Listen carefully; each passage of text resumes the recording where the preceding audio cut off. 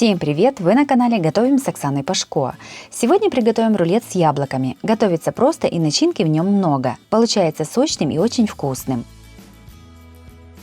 Подписывайтесь на мой канал и узнавайте еще больше вкусных и простых рецептов. Сначала приготовим тесто. В миску кладем 100 грамм творога. Сюда же добавляем 100 грамм мягкого, но не растопленного сливочного масла. Солим щепоткой соли. Все перемешиваем до однородности. Творог можно брать любой жирности. В эту массу добавляем 140 грамм муки. Так как мука разная, то сразу всю муку не добавляйте, насыпайте постепенно. Вымешиваем тесто сначала ложкой, а затем руками.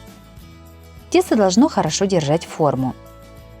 Получившееся тесто собираем в комок и накрываем крышкой или пищевой пленкой.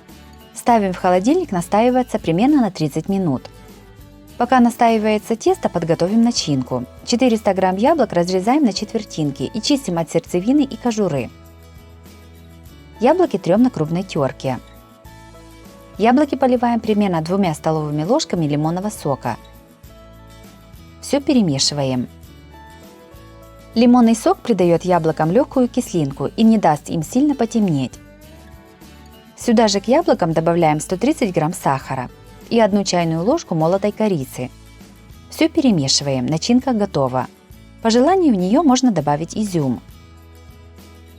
Тесто отлежалось полчаса в холодильнике, разрезаем его на 2 примерно одинаковые части. Каждую часть теста раскатываем в прямоугольный пласт толщиной 3-4 мм. На раскатанное тесто выкладываем половину начинки. Равномерно распределяем начинку по поверхности теста, не доходя до дальнего от себя края примерно на 3 см. Тесто с начинкой сворачиваем в рулет. Лучше всего рулет сворачивать с помощью силиконового коврика или пергаментной бумаги. Точно так же формируем и второй рулет. Рулеты перекладываем на противень, застеленный пергаментной бумагой. Разбиваем одно яйцо и взбиваем его вилкой. Взбитым яйцом смазываем рулеты сверху.